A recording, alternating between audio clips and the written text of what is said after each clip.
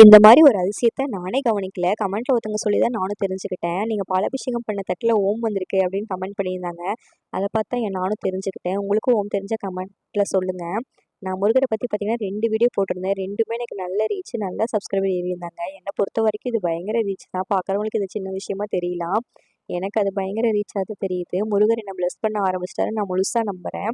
அந்த அளவுக்கு சோதனை கொடுக்குறாரு. அதுவும் சீக்கிரம் சரியாயிரும்.